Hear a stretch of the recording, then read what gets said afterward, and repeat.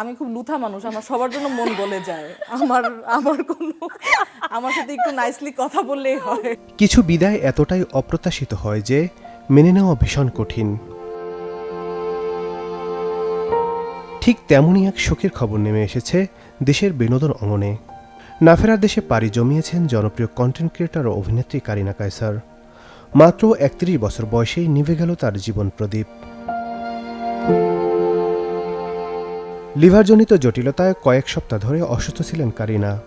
অবস্থার অবনতি হলে উন্নত চিকিৎসার জন্য তাকে নেওয়া হয় ভারতের চেন্নাইয়ে।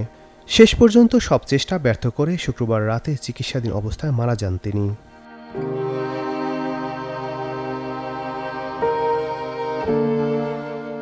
কারিনার মৃত্যুর খবরে শোকের ছায়া নেমে আসে ছবি জগতে। সামাজিক মাধ্যমে একের পর এক আবেগঘন পোস্ট শেয়ার করে তাকে স্মরণ করেছেন নির্মাতা, অভিনেতা, অভিনেত্রী ও সহকর্মীরা।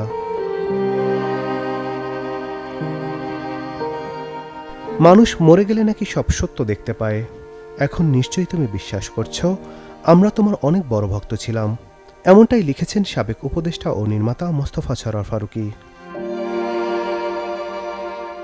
নির্মাতা রেদওয়ান রনি লেখেন, এই তো কয়েকদিন আগেই বলে গেলে লেখাটা শেষ হলে গল্পটা শোনাব, কিন্তু গল্প লিখতে গিয়ে নিজেই হারিয়ে গেলে কারিনা।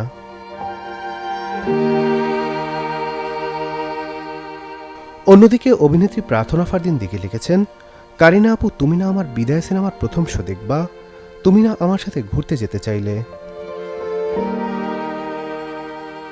এছাড়াও অভিনেত্রী আনিকা কবির শখ, পারসা ইভানা এবং গায়ক তাশরিফ খান সহ তারকারা সামাজিক যোগাযোগ মাধ্যমে কারিনাকে স্মরণ করে আবেগঘন পোস্ট দিয়েছেন এবং তার জন্য দোয়া চেয়েছেন। অল্প সময়ের ক্যারিয়ারেই নিজের প্রাণবন্ত উপস্থিতি আর সহজাত অভিনয় গুণে দর্শকদের ভালোবাসা পেয়েছিলেন কারিনা। তার এই হঠাৎ চলে যাওয়া যেন আরও একবার মনে করিয়ে দিল জীবন সত্যিই অনিশ্চিত, আর কিছু শূন্যতা কখনোই পূরণ হওয়ার নয়। Desk report, channel 24।